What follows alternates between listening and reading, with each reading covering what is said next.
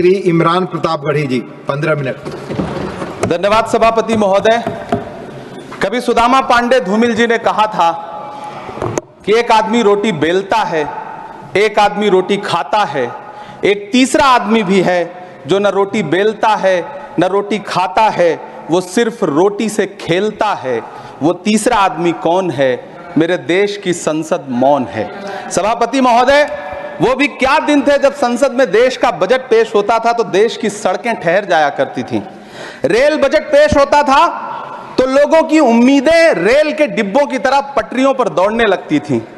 पूरा देश धड़कने रोक करके वित्त मंत्री और रेल मंत्री को सुना करता था। अफसोस, अब बजट पेश हो जाता है, मीडिया चैनल सरकार का महिमा मंडन करते हैं और बेचारी जनता बजट के आंकड़ों के शब्द जाल में उलझी हुई महीनों बाद समझ पाती है कि उसका तो फिर से कट गया। सभापति महोदय, पिछले 2 साल अमृतकालीन बजट पेश किए गए और इस बार एक नई शब्दावली गढ़ी गई है, तुष्टीकरण बनाम संतुष्टीकरण का बजट। सभापति महोदय, सुनने में कितना अलंकारिक लगता है ये शब्द। सोच रहा हूं देश की वित्त मंत्री और प्रधानमंत्री जी से पूछूं कि आखिर किसकी संतुष्टि? जिस बजट में मनरेगा के लिए 1 रुपए की बढ़ोतरी ना हो, वही पुराना 86,000 करोड़, जबकि पहले ही 9,754 करोड़ का घाटा हो, जिस मनरेगा से करोड़ों मजदूरों के घर में चूल्हा जलता हो, उस मनरेगा में काम करने वाले गरीब मजदूरों के लिए अगर आपके खजाने से 1 रुपया भी इजाफी नहीं निकल सका तो भला कौन संतुष्ट हुआ साहब? इस देश का गरीब मजदूर या आपके उद्योगपति दोस्त? वो जो महाराष्ट्र में लोकसभा और विधानसभा के बीच में 40 लाख मतदाता बढ़ाए गए थे, अरे उन्हीं के लिए मनरेगा का थोड़ा सा बजट बढ़ा देते। क्या उसमें मनरेगा का एक भी मजदूर नहीं था? 40 लाख लोगों में सारे के सारे 12 लाख की छूट वाले से आगे के लोग थे। सभापति महोदय, कल जब वित्त मंत्री जी देश की संसद में भाषण दे रही थी तो वहां मुंबई में कोई गरीब इंसान जब अपनी जेब टटोल करके अपनी मोटरसाइकिल में 1 लीटर पेट्रोल भरवा रहा था तो उस पेट्रोल की कीमत थी 103 रुपया प्रति लीटर। आखिर इतना महंगा पेट्रोल डीजल खरीद के कौन संतुष्ट हो रहा है? इस देश के गरीब लोग या फिर सरकार के चहेते धन्ना सेठ? सभापति महोदय, वित्त मंत्री जी इस बजट को मध्यम वर्ग को संतुष्ट करने वाला बजट बता रही हैं। अरे मैडम, हम आप यहां पर बैठे रहते हैं और वहां बाहर इसी दिल्ली में 1 लीटर दूध, चाहे वो अमूल का हो या फिर मदर डेयरी का हो, उसकी कीमत 73 रुपए लीटर है। इतना महंगा बेच करके कौन संतुष्ट हो रहा है?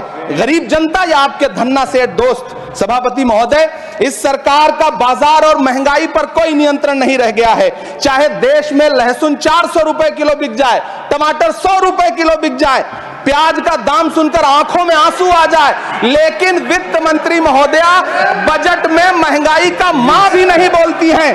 बच्चों की किताब और पेंसिल तक पर टैक्स लगाने वाले सरकार से मैं पूछना चाहता हूं कि आप मध्यम वर्ग का हितैषी बताते हैं खुद को, तो शर्म नहीं आती है? खुद को धार्मिक कहने वाली सरकार भगवान श्री कृष्ण के प्रिय खाद्य पदार्थों दही और मक्खन तक पर जीएसटी लगाती है और बात करती है मध्यम वर्ग की हिमायती होने की।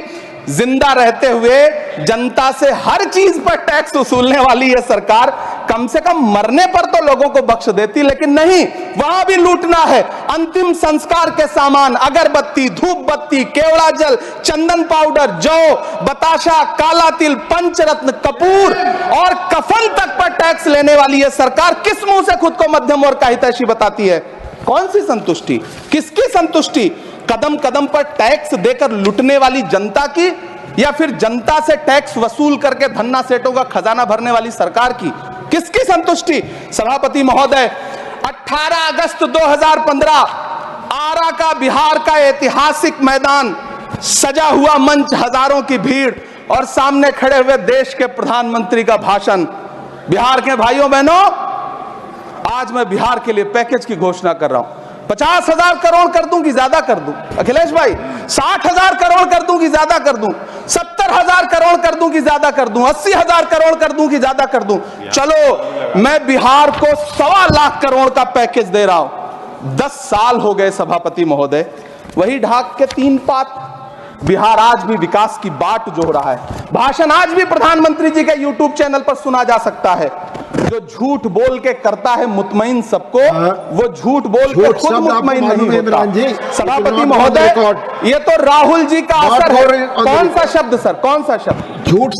ठीक है सर, मिथ्या बोल करके, जो मिथ्या बोल के करता है मुतमईन सबको, वो मिथ्या बोल के खुद मुतमईन नहीं होता। ये राहुल जी का असर है। जो मखाना बोर्ड की घोषणा हुई, अखिलेश जी आपको याद होगा, भारत जोड़ो न्याय यात्रा में 30 जनवरी 2024 को बिहार के रंगभूमि मैदान में राहुल गांधी जी का पूर्णिया में भाषण था और उसमें मखाना को लेकर उन्होंने आवाज उठाई थी। यह उनका असर है कि आपको मखाना बोर्ड बनाना पड़ा, वरना तो आप मैखाना बोर्ड बनाने वाले लोग हैं। सभापति महोदय, बिहार को झूठे पैकेज और चुनावी दिलासे देना बंद करिए। आज भी जब कोसी में बाढ़ आती है तो पूरा सीमांचल बर्बाद हो जाता है। मैंने उस तबाही को अपनी आंखों से देखा है। 2016-17 की बाढ़ में अपने इन्हीं हाथों से राहत सामग्री बांटी है मैंने। अगर सच में बिहार के लिए कुछ करना चाहते हैं तो बिहार को बाढ़ से बचाने का प्रबंध करिए। पूर्णिया एयरपोर्ट 10 साल से बाट जो रहा है, घोषणा 2014 में हुई, बन के आज तक तैयार नहीं हुआ। अलीगढ़ मुस्लिम विश्वविद्यालय का किशनगंज सेंटर बजट के अभाव में दम तोड़ता जा रहा है। मैंने पिछले बजट सत्र में भी आवाज उठाई थी। आज फिर वित्त मंत्री जी से अनुरोध करना चाहता हूं, दामन फैला करके, कि अलीगढ़ मुस्लिम विश्वविद्यालय का किशनगंज सेंटर बन जाने दीजिए। आखिर कौन सी नफरत है? यह मुल्क हमारा भी है। इस मुल्क की मिट्टी में हमारा भी खून पसीना शामिल है। हमसे इतनी भी क्या नफरत? रिश्तों की ये नाजुक डोरें तोड़ी थोड़ी जाती हैं। अपनी आंखें दुखती हो तो फोड़ी थोड़ी जाती हैं। सभापति महोदय, अल्पसंख्यक मंत्रालय का बजट काटकर मौलाना आजाद नेशनल फेलोशिप बंद कर देना, प्री मैट्रिक स्कॉलरशिप बंद कर देना, नई मंजिल योजना बंद करना, धरोहर योजना बंद करना। 2024-25 के बजट में माइनॉरिटी मिनिस्ट्री के लिए 3183 करोड़ रुपए की घोषणा हुई, लेकिन देश को हैरत होगी कि बाद में समीक्षा करके लगभग आधा कर दिया गया, 1868 करोड़ रुपए। मुझे सरकार से पूछना है कि कौन संतुष्ट हुआ? इस देश का अल्पसंख्यक संतुष्ट हुआ या आप संतुष्ट हुए? किसका संतुष्टिकरण? सभापति महोदय, मैं प्रधानमंत्री जी से कहना चाहता हूं कि आप ही ने 1 मार्च 2018 को किंग अब्दुल्ला को, जॉर्डन के किंग अब्दुल्ला को मेहमान बना करके इसी दिल्ली में एक कॉन्फ्रेंस में कहा था कि मैं मुसलमानों के एक हाथ में कंप्यूटर और दूसरे हाथ में कुरान देना चाहता हूं। कंप्यूटर देने की बात तो छोड़िए, पढ़ाई के लिए जो स्कॉलरशिप मिल रही थी उसको भी छीन लिया आपने। किसको संतुष्ट करने के लिए? हम समझते हैं इस साजिश को। आप माइनॉरिटी मिनिस्ट्री का बजट काटते काटते एक दिन मिनिस्ट्री को ही बंद कर देना चाहते हैं। वो जहर देता तो सबकी नजर में आ जाता, सो ये किया कि हमें वक्त पर दवाएं न दी। सभापति महोदय, मैं तो वित्त मंत्री जी से पूछना चाहता हूं आपके माध्यम से कि शायद आपको पता ही नहीं है कि गृहस्थी चलाने वाली एक गृहिणी की मुश्किलें क्या क्या होती हैं। आपने कभी सोचा भी नहीं होगा कि जब वो किचन में सब्जी बनाने के लिए कढ़ाई में तेल डालती है तो उसके साथ उसके आंसू भी गिरते हैं। सभापति महोदय, शायद उन्हें पता भी ना हो कि एक छोटी सी गाड़ी और एक छोटे से फ्लैट का EMI भरने के बाद इस देश का एक गरीब इंसान जब अपने बच्चों की फीस भरने के बारे में सोचता है तो उसे कितनी खुशियों का गला घोंटना पड़ता है। शायद उनको पता भी नहीं है कि फसल बेच करके बिटिया की शादी का सपना सजाने वाला किसान जब अपनी फसल बर्बाद देखता है तो कितनी रातें सो भी नहीं पाता है। सभापति महोदय, शायद वो कभी इस पीड़ा को समझ ही नहीं पाएंगी कि परिवार के किसी एक सदस्य को कैंसर जैसी बीमारी हो जाए तो घर और जमीनें गिरवी रख उठती हैं लेकिन इलाज नहीं हो पाता। सभापति महोदय, इसी देश की संसद में कभी स्वर्गीय सुषमा स्वराज जी ने कहा था कि जब देश की करेंसी गिरती है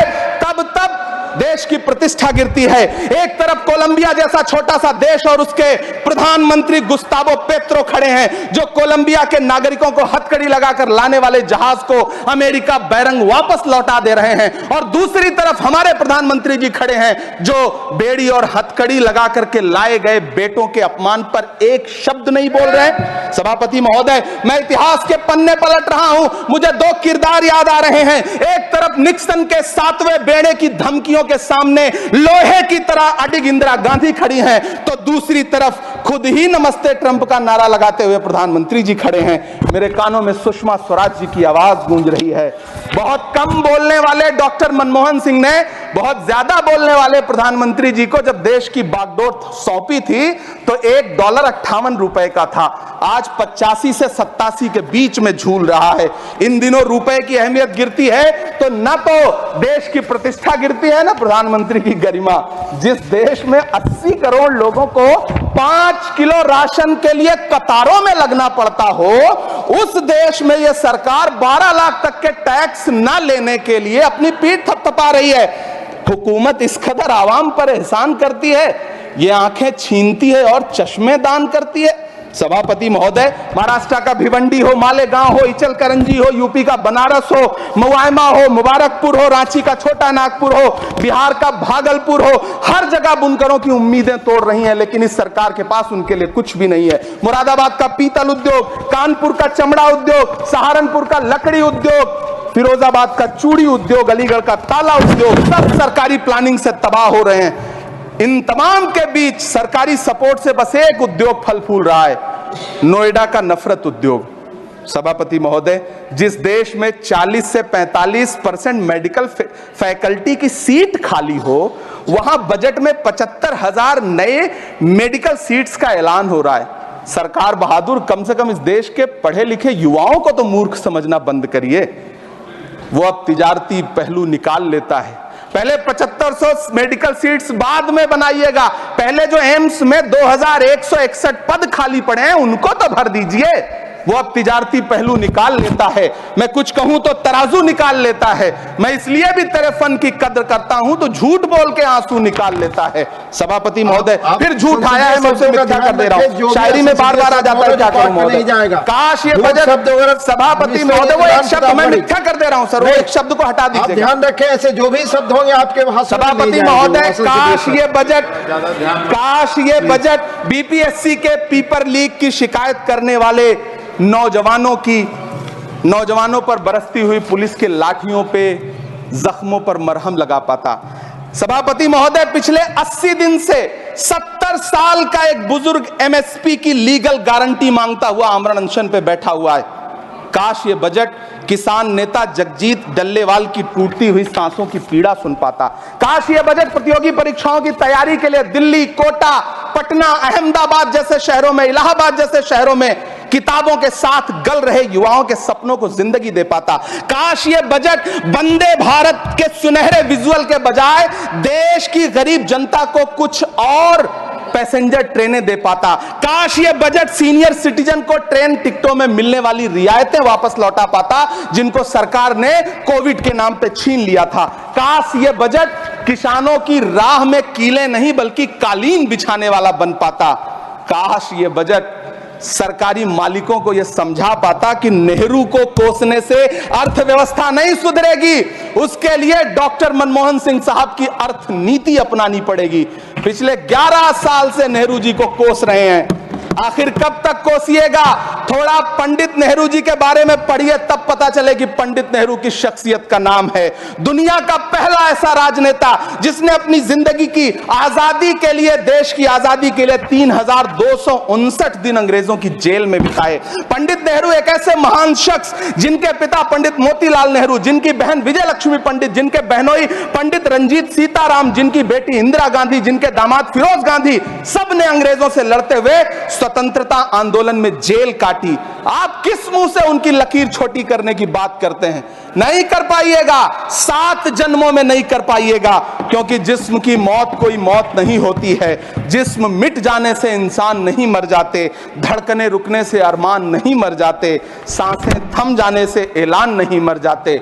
जिस्म की मौत कोई मौत नहीं होती है। सभापति महोदय, मैं आपके सामने खड़ा होकर के एक बहुत छोटी सी कहानी सुनाना चाहता हूं कि महान बादशाह सिकंदर ने जब यूनान फतेह किया तो जीत का जश्न मनाने के लिए शहर की सड़कों पर निकला, तो उसने देखा कि पूरा शहर तो जश्न मना रहा है, एक फकीर सड़क के किनारे चादर तान के सो रहा है। सिकंदर को गुस्सा आया, घोड़े से उतरा, उस फकीर के पास गया और उसे सोता देख करके उसे जोर की एक लात मारी और लात मार के कहा कि क्यों रे फकीर, मैंने यूनान फतेह कर लिया, लोग जश्न मना रहे हैं और तू सो रहा है।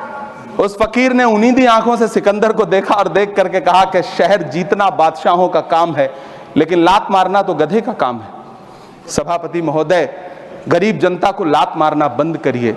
ये अमीरों के लिए बनाया गया बजट है, ये निराशाजनक बजट है। हम अमृतकाल सुनते आ रहे थे, ये अमृतकाल इतनी जल्दी समाप्त हो गया कि अब अमृतकाल का कोई नाम तक नहीं लेना चाहता है। इसलिए मैं इस सदन में खड़ा होकर के देश की वित्त मंत्री महोदया से कहना चाहता हूं कि आपने अल्पसंख्यकों के बजट में जो कटौती की है उसको बहाल करिए। आपने मनरेगा को जो स्थिर रखा है उसका घाटा 9,754 करोड़ है, कम से कम उतना बढ़ा करके फिर से उसे बहाल करिए। नौजवानों के लिए रोजगार दीजिए, किसानों को एमएसपी की लीगल गारंटी दीजिए। यही मैं आपसे अपील कर रहा हूं। धन्यवाद सर, आपने इतना जो समय दिया उसके लिए शुक्रिया।